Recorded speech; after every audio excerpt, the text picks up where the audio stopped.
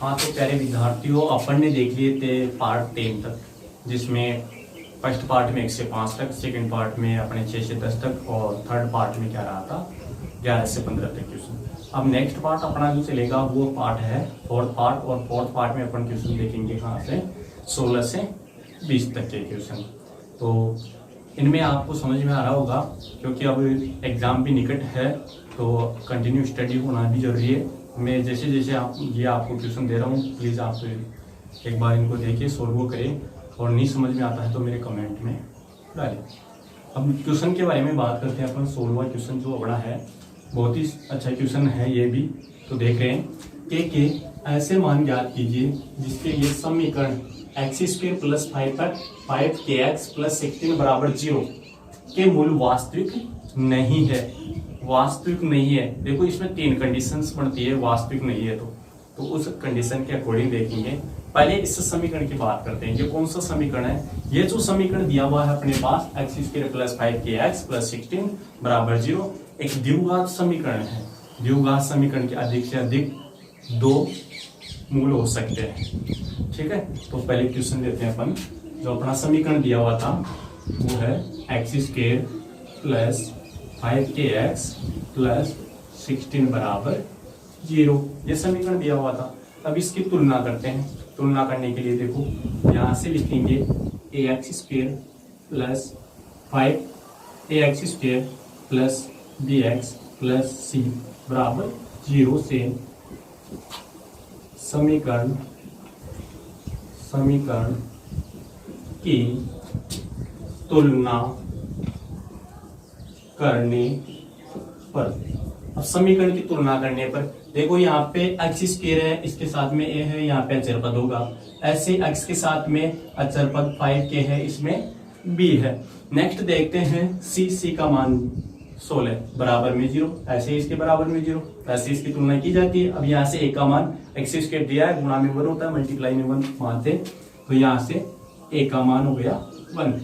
b का मान x के साथ में क्या संख्या है 5k है, तो b का मान क्या हो जाएगा 5k। और c का मान दिया हुआ है 16। अब कंडीशंस की बात करते हैं। कंडीशंस की बात में अपने मूल वास्तविक नहीं है। 3 कंडीशन बनती है इसकी श्रीधर आचार्य विधि के अकॉर्डिंग। देखो एक तो बनता है b² - 4ac ग्रेटर देन 0 होता है।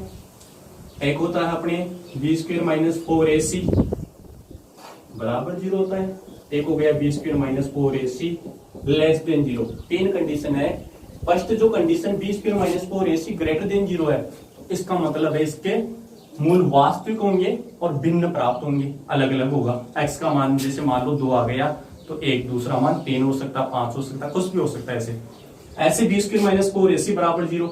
अगर यहाँ से x का मान जो प्राप्त होगा बराबर 0 दिया हुआ है तो मूल वास्तविक होंगे और बराबर मान प्राप्त होंगे। x का मान अगर 2 है तो दूसरा मान भी 2 होगा, 3 है तो 3 होगा, ऐसे।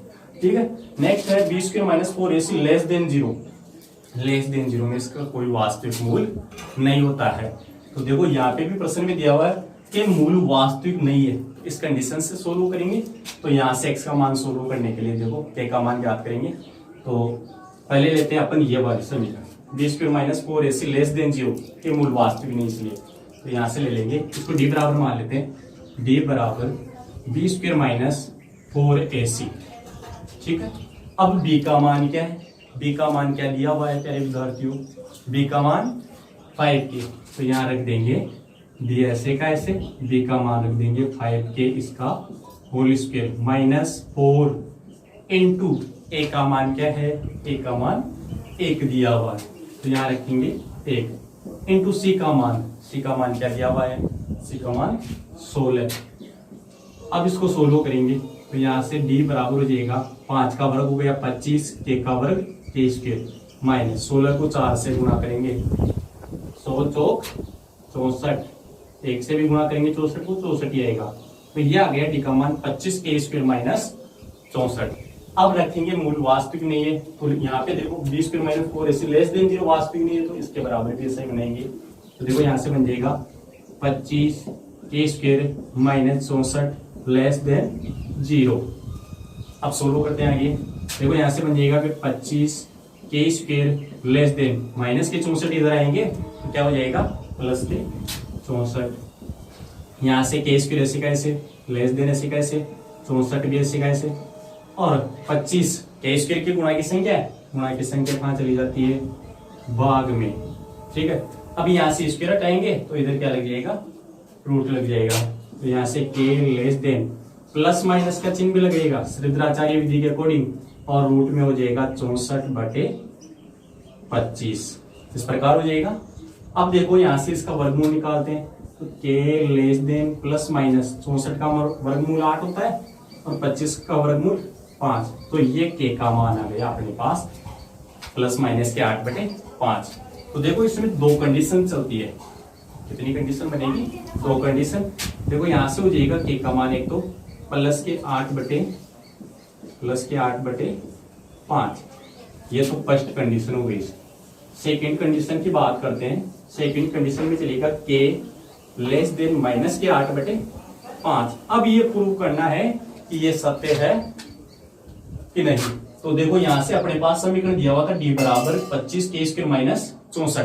तो इसको सोल्व करने के लिए देखो यहाँ पे है के लेस देन 8/5 दिया हुआ है प्लस के, तो 8/5 है, ये सत्य साबित होना चाहिए, यानी लेस देन 0 प्राप्त होना चाहिए, ऐसा होना चाहिए। तो यहाँ पे क्या करेंगे 8/5 को इस समीकरण में रख के देखते हैं रफ कार्य के लिए। तो जैसे मेरे पास यहाँ देख लेते हैं तो यह है 25 इंटू के स्क्वायर दिया हुआ है, यानी के का मान 8/5, ये 8/5, इसका होल स्क्वायर माइनस 64 दिया हुआ है, माइनस 64 दिया हुआ है इसमें, और लेस देन 0, तो यहाँ पे लेस देन 0 सोल्व करेंगे। 25 इंटू 8 का वर्ग 64, 5 का वर्ग 25, माइनस 64 लेस देन 0। ये 25 से 25 कैंसिल हो जाएगा। अगर 25 से 25 कैंसिल हो गया तो यहाँ से 64 बच गया, 64 में से 64 घटाते हैं तो 0 लेस देन 0। क्या दोनों सत्य सिद्ध हो सकते हैं? इसका मतलब हो गया कि 0 बड़ा है 0 से, असत्य है, बड़ा नहीं है। ये तो बराबर हो गया, ये बराबर हो गया, तो ये कंडीशन लागू होती है, असत्य हो गया। तो इससे अपन को 8/5 से छोटा मान लेना है। ठीक है, तो यहाँ पे कंडीशन देखो के, ये छोटे का चिन्ह है, जिधर मुंह खुला होता है वो बड़े का चिन्ह होता है, तो यहाँ से ये छोटे का चिन्ह, तो के का मान 8/5 से छोटा होना चाहिए। इसका मतलब ये 8/5 से छोटा होना चाहिए, तो क्या हो जाएगा 7/5 होगा। तो 7/5 जैसे इसमें प्रूव कर लेते हैं, यहाँ पे रखोगे 7/5, तो 7 का वर्ग कितना होगा, 7 का वर्ग होगा 49 और 5 का 25, तो यहाँ 49/25 आएगा। ठीक है, 49 में से 64 घटाएंगे तो माइनस के आंसर प्राप्त होंगे। माइनस के होते हैं तो लेस देन हो गया, तो लेस देन 0, ये प्रूव होता है, ये अपना सत्य है। अब नेक्स्ट बात करते हैं इसकी। इसमें के लेस देन माइनस 8/5 है, के लेस देन माइनस के 8/5, इसका भी मतलब है के का मान 8/5 से छोटा होना चाहिए। ठीक है, और इससे छोटा लेंगे तो माइनस के 8/5 से छोटा होता है माइनस के 9/5, ऐसा ही होगा। कोई रेखाखंड लेते हैं, यहाँ 0 है जैसे मेरे पास, इधर माइनस की संख्या है -1, -2, -3, ऐसे छोटा होता जाएगा। माइनस के 8 है तो -9 पे चलेंगे तो छोटा होगा। ठीक है, तो छोटा होने के लिए क्या कि ये कंडीशन लागू नहीं होती। ये कंडीशन कब लागू होती है, यहाँ पे छोटा कब आएगा कि के ग्रेटर देन माइनस के 8/5 होगा, यानी के का मान बड़ा होना चाहिए -8/5 से। के का मान -8/5 से बड़ा कैसे आएगा, माइनस के 8, इससे छोटा क्या बड़ा क्या होगा माइनस के 7, फिर उससे बड़ा माइनस के 6, फिर इससे माइनस के 5, माइनस के 3, माइनस के 4, 2, ऐसे चलेंगे ना। तो 0 के आगे जाते हैं तो प्लस की संख्या आती है, तो बड़ा होता जा रहा है ना। तो इस प्रकार ये कंडीशन और ये कंडीशन सत्य हो गई। तो के का मान एक तो होगा के लेस देन प्लस के 8/5 और एक के का मान ग्रेटर देन माइनस के 8/5। इसी के साथ में नेक्स्ट क्वेश्चन 17 अपना, तो एक समांतर श्रेणी के 51 पदों का योग ज्ञात कीजिए। कितने पदों का, 51 पदों का योग ज्ञात कीजिए। अब देखो यहाँ से जिसमें द्वितीय व तृतीय पद, द्वितीय, दूसरा, तृतीय, तीसरा पद क्रमशः है 14 तथा 18 है। 2 पद दिए हैं, द्वितीय व तृतीय। देखो बहुत सिंपल है, सोल्व करना हार्ड भी नहीं है, जैसे दिया हो वैसे के वैसे मान रखना है। तो देखो द्वितीय पद को क्या लिखेंगे, A2 लिखेंगे। द्वितीय पद को A2 जो कितना है 14 दिया हुआ था ना अपने पास, जिसमें द्वितीय व तृतीय, तो द्वितीय तो हो गया A2 और तृतीय A3 हो जाएगा, जो यहाँ रख रहा हूं मैं A3 बराबर है कितना 18। और 51 पदों का क्या योग ज्ञात करना है वो बाद में देखते हैं, पहले इसको सोल्व करेंगे। तो A2 बराबर 14, ये हो गया AN, अंतिम पद दिया हुआ है, अंतिम पद दिया हुआ उसी का सूत्र रखिए, ये दोनों को सोल्व करेंगे। अंतिम पद का सूत्र होता है A plus N minus 1 into D बराबर AN। ऐसे इसमें भी A plus N minus 1 into D बराबर AN, ये अंतिम पद के सूत्र हुए। अब यहां से देखना है A2 बराबर 14 दिया हुआ है, पहले यहाँ पे देखो AN आता है, AN यहाँ पे AN है, ये भी AN ही था, क्या था यहाँ पे AN है तो वो भी AN ही था। तो N जो दिया हुआ है इस N की जगह क्या दिया हुआ है 2 दिया हुआ है, 2 दिया हुआ है, तो इसमें N की जगह रखेंगे, A का मान ही दिया, A प्लस N का मान कितना है 2 minus A into D, N का मान है 2। ऐसा इसमें कार्य करना है, देखो इसमें भी n का मान 3 दिया हुआ है, n की जगह रख देंगे। A plus 3 minus 1 into D बराबर A और n का मान 3। समझ में आ गया सभी को। अब देखो इसके बाद में कि यहां से इसको सोल्व आउट करेंगे, पहले घटा लेते हैं इसको। देखो यहां से बन जाएगा A प्लस 2 में से 1 घटाएंगे, एक को डी से गुणा करेंगे, डी बराबर A2 का मान A2 दिया हुआ है, A2 का मान कितना दिया हुआ है 14, तो यहाँ पे रखेंगे 14। ये समीकरण नंबर 1 हो गया अपने। नेक्स्ट इसमें भी चलते हैं, देखो यहाँ से A प्लस 3 में से 1 घटाएंगे, 2 को डी से गुणा करेंगे, 2D बराबर A3 का मान क्या दिया हुआ है, A3 का मान है 18, यहाँ रख देंगे A3 की जगह 18। यहाँ से ये समीकरण नंबर आ गया अपने 2।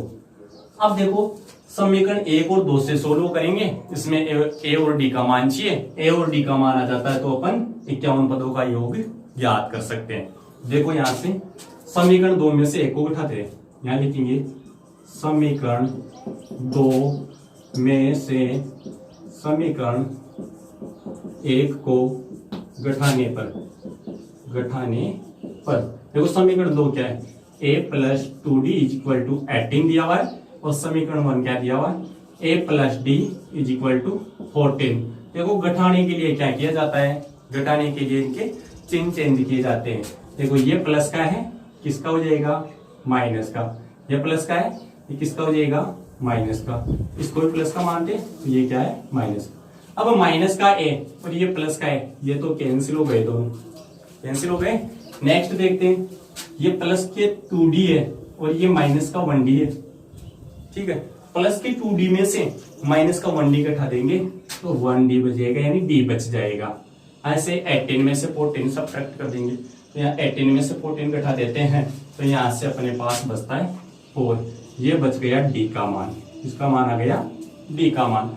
अब जो D का मान आ गया उस D के मान को समीकरण 1 में रख दो या समीकरण 2 में रख दो, किसी में भी दोनों में से रखने में क्या होता है A का मान प्राप्त हो जाएगा। तो जैसे यहाँ लिख रहे हैं D का मान समीकरण 1 में रखने पर, समीकरण 1 क्या दिया हुआ था, समीकरण A प्लस डी बराबर 14 दिया हुआ है, A प्लस डी बराबर 14, यहाँ रखेंगे A प्लस डी बराबर 14। A ऐसे का ऐसे, प्लस D का मान क्या था 4, ये D का मान 4 बराबर 14, A बराबर 14। ये प्लस के जो 4 दिए हुए हैं इसको इधर लेके आएंगे तो क्या हो जाएगा, इसका साइन चेंज हो जाएगा, ये प्लस का है तो ये माइनस का हो जाएगा। यहाँ से A बराबर 14 में से 4 घटाते हैं 10, A का मान कितना आ गया 10। अब ज्ञात क्या करना था, प्रश्न पढ़ेंगे एक समांतर श्रेणी के 51 पदों का योग ज्ञात कीजिए। 51 पदों का योग ज्ञात करना है, ये पदों की संख्या दी हुई है 51, ठीक है, और A बराबर 10 तो जो आया ये प्रथम पद हो गया, जिसको A1 बोलते हैं प्रथम पद, और D जो दिया हुआ है वो सारवंतर है, D क्या है सारवंतर। 51 पदों का योग ज्ञात करने के लिए देखो क्या क्या मान आ गया, यहाँ पे देख लेते हैं अपन। एक तो आ गया A का मान जो कितना आया था 10, नेक्स्ट है अपने पास D का मान 4 दिया हुआ है, D बराबर 4। पदों की संख्या जिसको अंश से दर्शाते हैं 51, और ज्ञात क्या करना है 51 पदों का योग, यानी S51 ज्ञात करना है। तो देखो सूत्र होता है योग ज्ञात करने का, सूत्र लगाएंगे इसमें, वो है Sn बराबर n/2 bracket 2a plus n-1 into D. ठीक है, यहां से एस एन रखेंगे, एन का मान कितना है 51, एस 51 हो गया, एन का मान आ गया 51/2 ब्रैकेट 2 इंटू ए का मान दिया हुआ 10 प्लस एन का मान क्या था 51 माइनस 1 इंटू डी का मान कितना आया था 4, ये रख देंगे।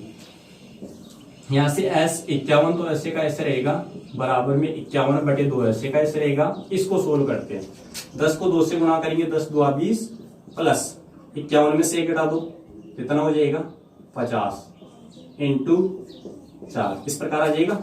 यहां से एस 51 बराबर 51/2, ये इंटू है यहाँ पे। ठीक है, इसको सोल्व करते हैं, 50 को 4 से गुणा कर लेते हैं, 5 चौका 20 200 हो गया, या रख लेते हैं पहले 20 प्लस 5 चौका 20, 1 0 ऐसे कैसे था 1 0 ऐसे कैसे रख देंगे। आगे देखो सोलो, इसको सोलो करते हैं तो एस 51 यानी 51/2 का योग आ जाएगा।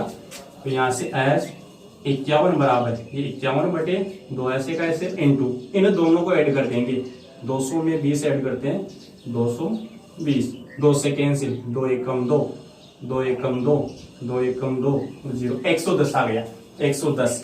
यहाँ से एस 51 बराबर हो गया 51 इंटू 110, इस प्रकार रखेंगे। अब देखो इसके बाद में इसको मल्टीप्लाई कर लेते हैं, एस यहाँ पे रखेंगे एस 51 बराबर देखो 0 ऐसे का ऐसे, 11 को 1 से गुणा करेंगे, 11 एकम 11, 11 का 1 हासिल 1 बच गया, 11 को 5 से गुणा करेंगे, 11 पंजे 55 और 1 56, 5610। तो अपन लिख सकते हैं अतः 51 पदों का योग 5610 है। नेक्स्ट 18वां क्वेश्चन देख रहे हैं, एक नदी के पुल के एक बिंदु से नदी के सम्मुख किनारों के अवनमन कोण क्रमशः 30 डिग्री और 45 डिग्री है। यदि पुल किनारों से 3 मीटर की ऊंचाई पर हो तो नदी की चौड़ाई ज्ञात कीजिए। पहले इसका डायग्राम बनाएंगे, एक नदी के पुल के एक बिंदु से नदी बनाएंगे। सबसे पहले ये नदी हो गई यहाँ से यहाँ तक की दूरी, एक नदी के पुल के एक बिंदु से नदी के सम्मुख किनारों के अवनमन कोण, सम्मुख किनारा ये और ये किनारे, ठीक है, क्रमशः 30 डिग्री और 45 डिग्री है। यदि पुल किनारों से 3 मीटर की ऊंचाई पे, पुल किनारों से 3 मीटर की ऊंचाई हो गई और यहाँ पे है पुल जैसे, ठीक है, 3 मीटर की ऊंचाई पर हो तो नदी की चौड़ाई ज्ञात कीजिए। यहाँ से यहाँ तक 3 मीटर इसकी ऊंचाई हो गई, ठीक है। अब देखेंगे यहाँ पे 30 डिग्री और 45 डिग्री अवनमन कोण दिए हुए हैं, ठीक है, पुल के साथ बना रहे, तो यहाँ पे इसको क्षैतिज स्तर मान लेते हैं, ये हो गया क्षैतिज स्तर, ठीक है। अब 45 डिग्री अवनमन कोण बनाएगा, तो यहाँ से अवनमन कोण इस प्रकार, ये तो हो जाएगा 30 डिग्री और यहाँ से हो जाएगा 45 डिग्री कोण, ये हो जाएगा ये वाला, ठीक है। तो यहाँ से ये 45 डिग्री कोण हो गया। अब क्या करेंगे इसके बाद में, देखो यहाँ से 30 डिग्री, ये 45 डिग्री, तो ये एकांतर कोण हो गया, ऐसे जेड की आकृति बन गई ऐसे, और ये इधर से ऐसे, तो ये 30 डिग्री है, तो ये भी कितना हो जाएगा 30 डिग्री, और ये कितना हो जाएगा 45 डिग्री। यहाँ से देखो इसको ए बी सी और डी मान लेते हैं, 2 त्रिभुज बन गए, इसमें दोनों त्रिभुजों को सोल्व करना है, ठीक है। तो देखो यहाँ से सोल्व करने के लिए ये वाला मान तो मान लेते हैं एक्स, और ये हो जाएगा वाई, क्योंकि नदी की चौड़ाई ज्ञात करनी है ना, इसलिए। अब पहले त्रिभुज लेंगे ए डी सी में, यहां लिखेंगे समकोण त्रिभुज ए डी सी में, तो यहां से ये लंब हो गया, ये आधार हो गया, लंब और आधार हो गया। इसके लिए देखो सूत्र होता है लाल बट्टा कक्का से, यहाँ से ये साइन का, ये कोस का, ये टेन का हो गया लंब बटा आधार। इसमें भी ये तो लंब दिया हुआ है, ठीक है, और ये क्या दिया हुआ है आधार, लंब बटा आधार टेन थीटा का हो गया। यहाँ से लिखेंगे टेन थीटा बराबर लंब बटा आधार, टेन थीटा का मान कितना है 30 डिग्री, बराबर लंब कितना है, लंब यहाँ से ऊंचाई 3, आधार कितना हो गया x, टेन 30 का मान, टेन 30 का मान आसानी से मिल जाता है। देखो यहाँ से टेन 30 का मान 1/√3 और 3/x से कैसे रहेगा। अब देखो यहाँ से क्या करेंगे, वज्र गुणा करेंगे, x को 1 से गुणा करेंगे x, 3 को √3 से गुणा करेंगे 3/√3, ये x का मान आ गया। अब इसके बाद में निकालना y का मान। तो त्रिभुज कौन सा लेंगे, BDC। त्रिभुज कौन सा लेंगे, BDC। यहाँ लिखेंगे समकोण त्रिभुज BDC में, ठीक है। तो यहां से भी ये लंब हो गया और ये क्या हो गया, आधार, लंब बटा आधार हो गया। तो लंब बटा आधार है तो कौन सा सूत्र लगेगा, वही टेन थीटा। तो यहां से हो जाएगा टेन थीटा बराबर लंब बटा आधार। टेन थीटा का मान, थीटा का मान कितना है यहाँ पे, 45 डिग्री है, 45 डिग्री रखेंगे, 45 डिग्री। लंब कितना दिया हुआ है, लंब दिया हुआ है इसमें 3 मीटर। तो यहाँ पे लंब 3। आधार कितना है इसका, आधार इसका अपन ने मान लिया था y। तो यहाँ रखेंगे y। टेन 45 का मान, टेन 45 का मान क्या होता है, 1। तो यहाँ रखेंगे टेन 45 का मान 1, 3 बटा y। वज्र गुणा करेंगे इसको, ठीक है। वज्र गुणा करने पे y को 1 से गुणा करेंगे y और 3 को 1 से गुणा करेंगे तो क्या आ जाएगा, 3। ये y का मान आ गया। जबकि ज्ञात क्या करना है, प्रश्न में क्या पूछा गया था, प्रश्न में पूछा गया था पुल किनारों से 3 मीटर की ऊंचाई पर हो तो नदी की चौड़ाई ज्ञात कीजिए। नदी की चौड़ाई कहां से कहां तक, ये नदी हो गई AB, यहां से यहां तक की दूरी नदी, इसकी ये चौड़ाई ज्ञात करनी है। तो देखो यहाँ पे चौड़ाई हो गई x और y, इन दोनों को जोड़ते ही नदी की चौड़ाई आ जाएगी। तो यहां से देखो x प्लस वाई बराबर, x का मान कितना है, 3√3 और y का मान 3।